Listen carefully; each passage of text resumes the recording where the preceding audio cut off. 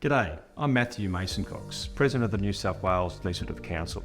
In this edition of the Legislative Council's Immortals series, we're getting to know a gentleman called William Bede Dalley.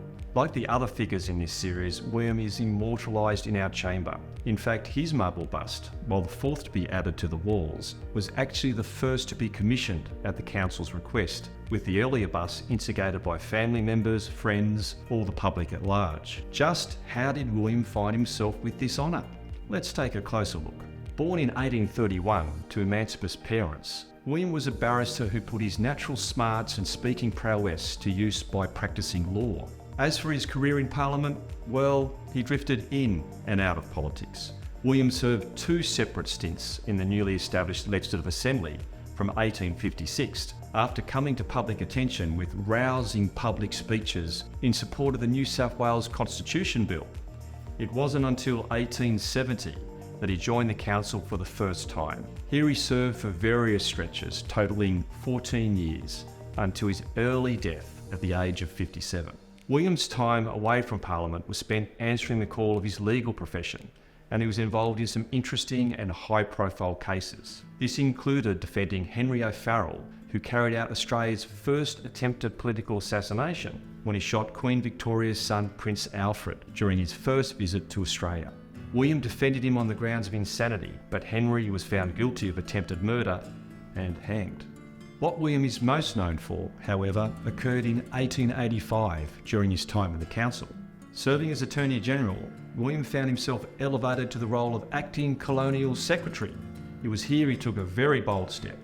In a decision said to have electrified Australia, William voluntarily offered a contingent of troops from New South Wales to help Britain fight in Sudan.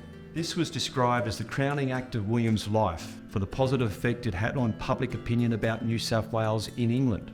Of course, back home, the move was not without controversy. Among its staunch critics was Sir Henry Parkes, who today we recall as the father of federation. Sir Henry came out of a political retirement to speak against the Sudan decision, using this opposition as a basis to contest and win a returning seat in the Legislative Assembly. As for William, his offer of troops led to an incredibly high distinction. In 1886, he became the first ever Australian appointed by the Queen to the Imperial Privy Council, which provides advice to the sovereign on state and empire affairs. On the same day that news of William's appointment was published, his bust for the Legislative Council was formally received in the chamber. Earlier, members of the council expressed a desire to commemorate William, and at great personal expense, commissioned sculptor Signor Achille Simonetti to create a marble likeness. Sir Alfred Stephen, who we met in our last Immortals video, led the speeches in the chamber. Here, William's colleagues put on record their high sense of his value both as a citizen and as a Member of Parliament. One member stood to wish William a long life to wear the distinction he had so nobly won. Unfortunately, this was not to be. William passed away just a couple of years later.